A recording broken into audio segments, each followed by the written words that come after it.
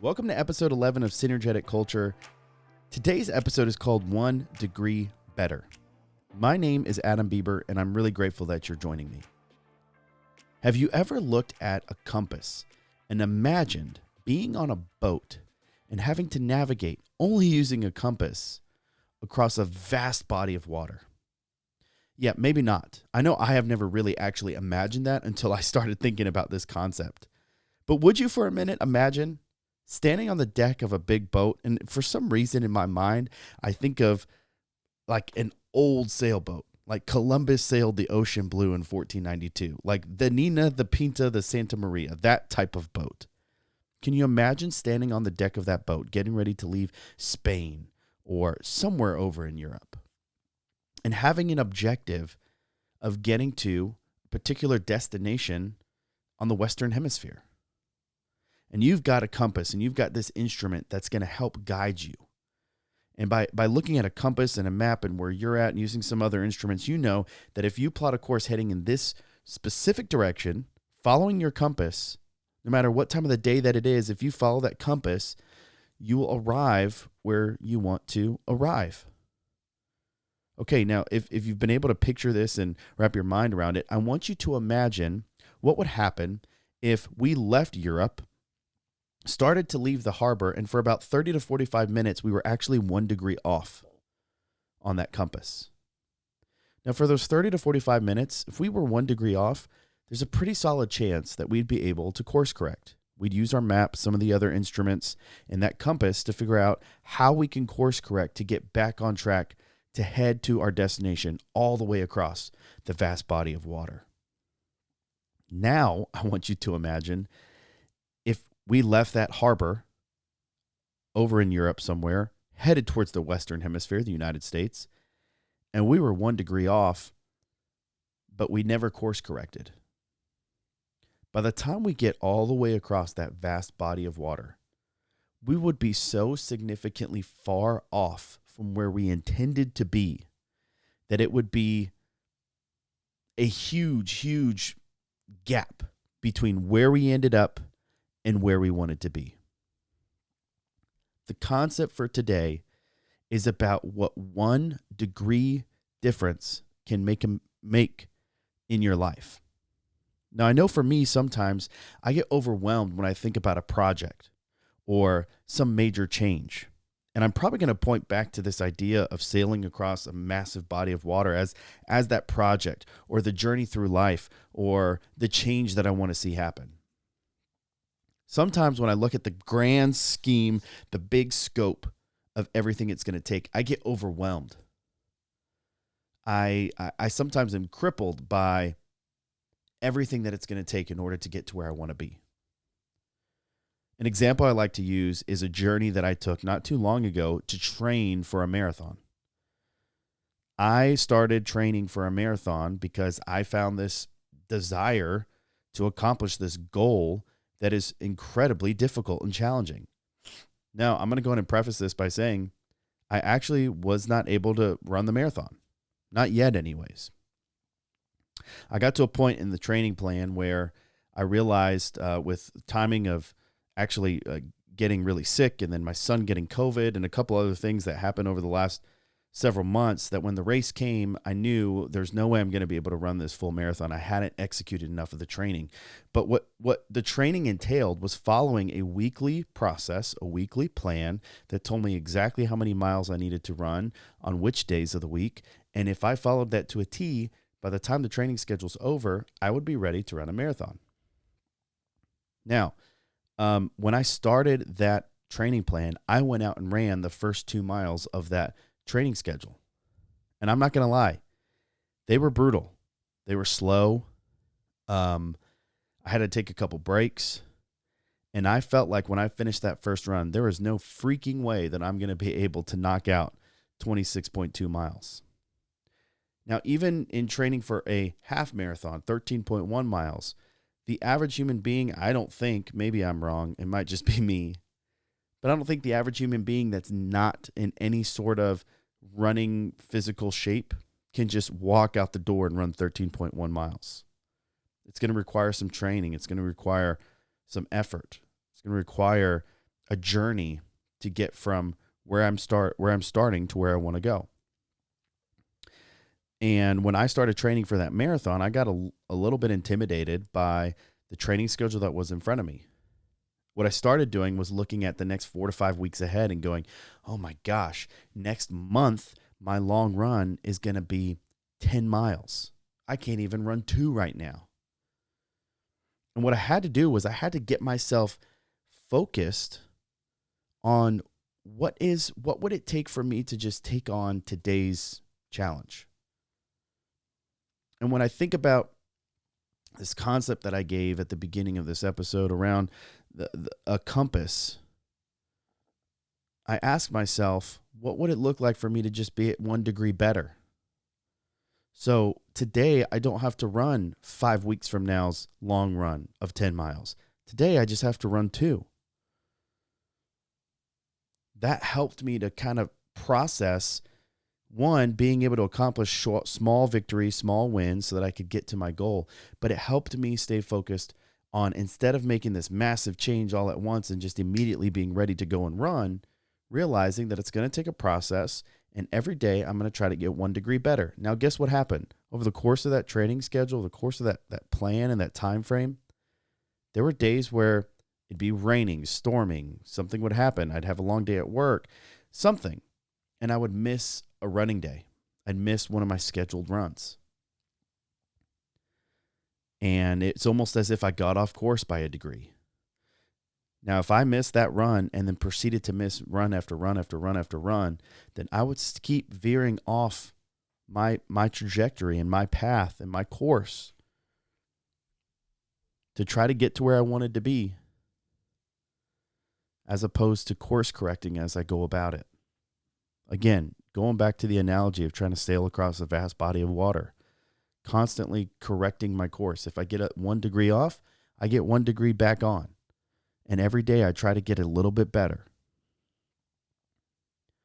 A friend of mine and somebody that I had the honest pleasure of getting to work alongside and work for was a guy by the name of Dr. Tim Elmore. He teaches this idea and this concept using what he calls habitudes, images that form leadership habits and attitudes. And one of them is called 212 degrees. And the whole idea is that at 211 degrees, water is extremely hot. It's going to burn you, but it's not going to boil. It has to get 1 degree hotter in order for it to start boiling, to create steam. So what would it take? Even if we're already proficient, awesome, on the way to fantastic change, to just get 1 degree hotter, to get to that boiling point of accomplishing a goal or a task or some type of shift or change that you want to see happen. Another person that I admire is a guy by the name of Andy Stanley. He's got a whole idea and concept around this, and I think he wrote a book about it. He calls it the principle of the path. And he talks about how to get from where you are to where you want to be. For me, in this journey of training for a half marathon or a marathon, I knew that where I was a person who had a goal and a dream of being able to cross a finish line of a marathon or half marathon. And so in order for me to accomplish that goal, I had to put myself on a path that would get me there. If I sat at home, watched Netflix, and never once went out and trained or ran or did anything, then I'd have a really hard time getting out there and actually accomplishing the goal and getting where I want to be. So Andy Stanley makes it super simple. In order for you to get to where you want to be, you've got to put yourself on a path that will actually get you there. And throughout his idea and concept, he talks about getting 1 degree better or 1 degree hotter, to go back to Dr. Elmore's analogy. See, at the beginning of this episode, I gave this concept of what if you got 1 degree off and then you stayed off? Maybe for the short term, not a big deal, not a big impact. But for the long term, massive impact. Big deal.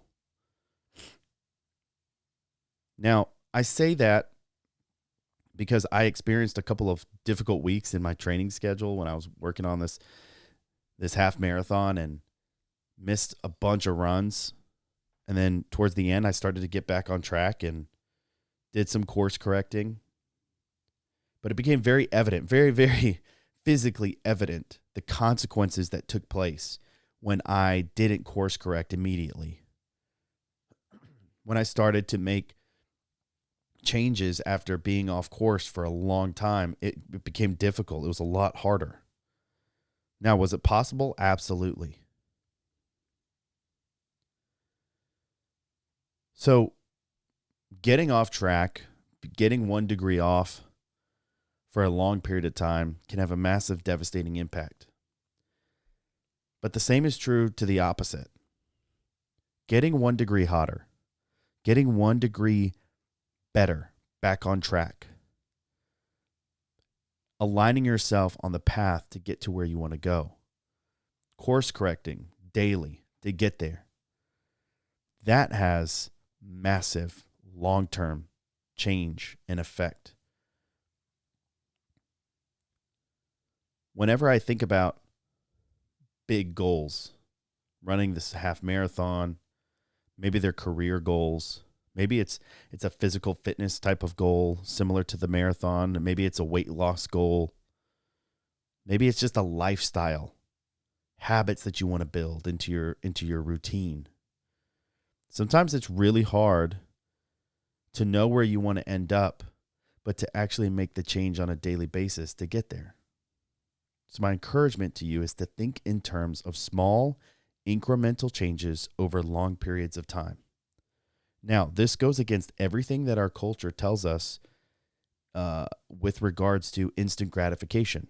We're in a microwave generation. It's so easy to instantly get access to information, to results, to even food. I can sit on my couch and order food from my phone and it shows up at my door. Instant gratification, quick results, quick turnaround. That's conditioned us as people to struggle when something takes a lot of time to accomplish. The most rewarding things in life come at a cost that takes time, that takes energy and effort, and small incremental changes over long periods of time to create the most impact. So my question to you as I wrap this up is, what would it look like for you to simply get 1 degree better? Now, I'm not even asking you to assess your life or your work, life balance, your career goals. Don't have to do an entire scope of your entire life, but let's start with just one category, one area of improvement. Now, once you have that one area in mind, I want you to think of one small change that you could make.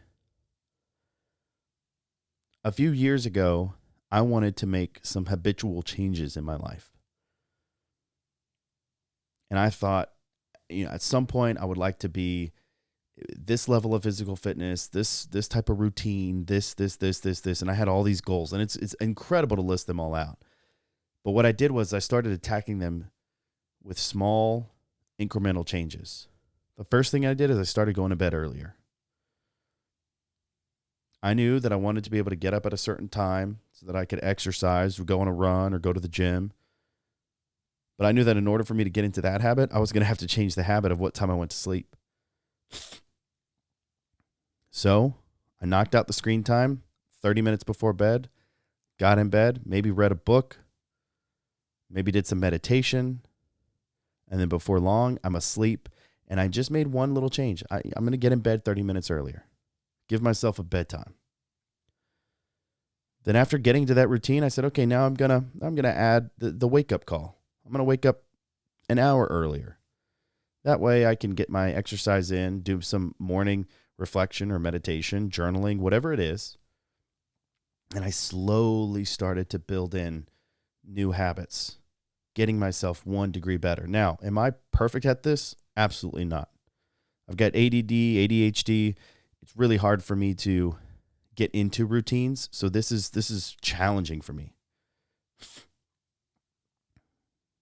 But once I started to realize that if I wanted to see results, and if I wanted to accomplish goals, and if I wanted to make change, I was going to have to commit to small incremental changes over long periods of time to create massive change and impact.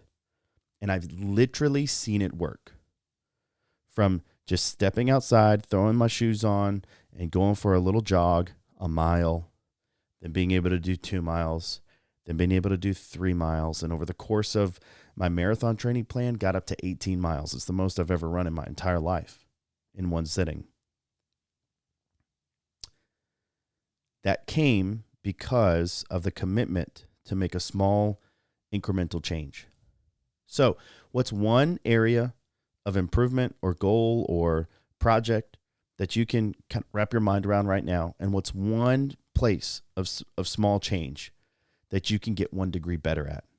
And as you start doing that, build in the habit of adding another, and then another, and then another, and then another, to put yourself, as Andy Stanley would say, on the path to get from where you are to where you want to be. As Dr. Elmore would say, to get from 211 degrees, which is really, really freaking hot, to 212 degrees, boiling, steaming. And for you to end up where you want to be because you made the decision to make small and incremental changes over this long period of time. It's not going to happen by accident. I could start a whole nother episode right now with this statement right here, but nobody wakes up and is accidentally healthy. Mentally, physically, emotionally, spiritually, it doesn't happen on accident.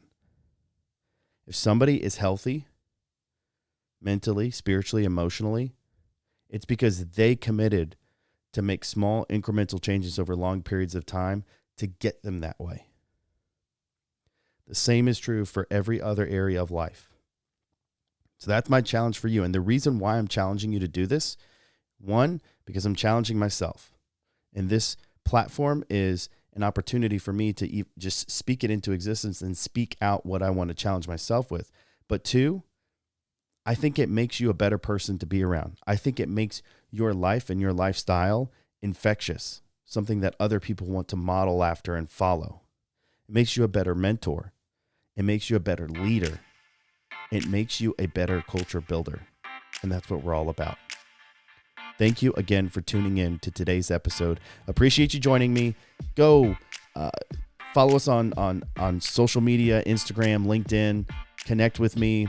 I really do appreciate the love and support that we've gotten up until this point. Tune in next week for episode 12. We'll catch you then. Thanks, guys.